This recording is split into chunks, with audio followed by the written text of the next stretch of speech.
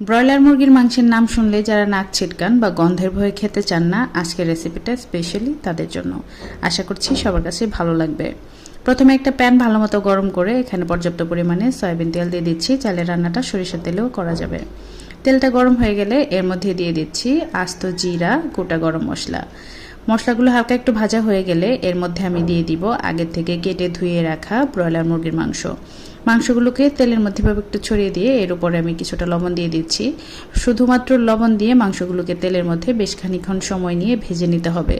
গরম তেলে গরম মশলার সাথে এই মাংসগুলোকে শুধুমাত্র লবণ দিয়ে এভাবে ভাজলে এর যে কাঁচা একটা স্ট্রং ফ্লেভার সেটা চলে যায়।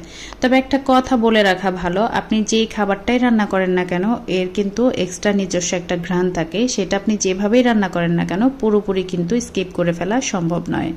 মাংসগুলোকে 4-5 মিনিটের মতো আমি ভেজে নিয়েছি। এর মধ্যে আদা রসুন বাটা দিয়ে দিচ্ছি প্রায় 2.5 টেবিল চামচের মতো। এরপর কুচি করা পেঁয়াজ আর 2টো কাঁচামরিচ দিয়ে দিচ্ছি। কাঁচামরিচগুলো ফালি করে দিয়েছি। এখন পেঁয়াজ এবং আদা রসুন বাটাটাকে মাংসের সাথে আমি কিছুক্ষণের জন্য ভেজে নিব, কারণ এগুলোরও কিন্তু এক্সট্রা একটা কাঁচা ঝাঁঝালো ঘ্রাণ থাকে।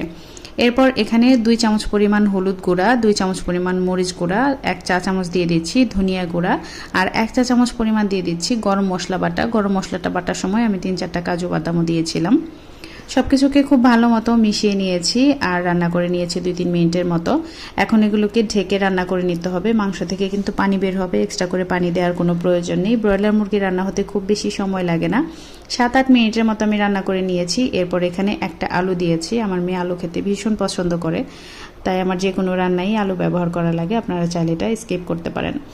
মাংসটাকে আমি আরও 1-2 মিনিটের মতো এভাবে রান্না করে নিয়েছি ঢাকনা ছাড়া। যেহেতু আলু দিয়েছি আর এই মুহূর্তে আমি পানি ব্যবহার করব না, আরও একবার ঢেকে রান্না করে নিব প্রায় 4 থেকে 5 মিনিটের মতো। এতে করে আলুটা কিছুটা সেদ্ধ হয়ে আসবে। ঢাকনা তুলতেই দেখেন মাংস থেকে বের হওয়া সম্পূর্ণ পানিটা শুকিয়ে গিয়েছে, তেলটা উপরে চলে এসেছে। আমি নিচ থেকে নেড়ে দিচ্ছি। আর আপনি যখনই ঢাকনা চাপা দিয়ে রান্না করবেন মাঝে কিন্তু ঢাকনা তুলে একটু নেড়ে দিবেন, যাতে করে নিচে লেগে না যায়। মাংসগুলো কষানো হলে আপনি বুঝতে পারবেন এর সম্পূর্ণ পানি শুকিয়ে তেলটা উপরে চলে আসবে। এ পর্যায়ে পর্যাপ্ত পরিমাণে পানি দিয়ে দিতে হবে। অবশ্যই চেষ্টা করবেন যে কোনো মাংস রান্নায় গরম পানি ব্যবহার করতে। আপনি মাংসের তরকারিতে কতটা ঝোল খেতে পছন্দ করবেন তাই বুঝে এই পর্যায়ে পানিটা অ্যাড করতে হবে, কারণ ব্রয়লার মুরগির মাংস কিন্তু সেদ্ধ হতে সময় লাগে না, এটা আগে রান্না হয়ে গিয়েছে।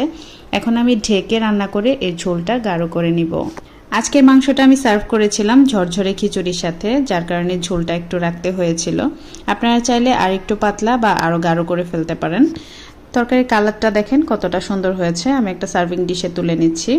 এই মাংসের রেসিপিটা করে একবার খেয়ে দেখবেন, এটা কিন্তু ভীষণ মজার হয়। আর ভাত, রুটি, পরোটা, খিচুড়ি, পোলাও যে কোনো কিছুর সাথে কিন্তু এই তরকারিটা সার্ভ করতে পারবেন। আশা করছি রেসিপিটি সবার কাছেই সহজ ও ভালো লেগেছে। বাসায় অবশ্যই ট্রাই করবেন, আর কেমন হলো কমেন্টে জানাতে কিন্তু ভুলবেন না। সবাই ভালো থাকবেন। দেখা হবে নতুন কোন রেসিপি নিয়ে পরবর্তী ভিডিওতে। আজকে এখানেই বিদায় নিচ্ছি। আল্লাহ হাফেজ।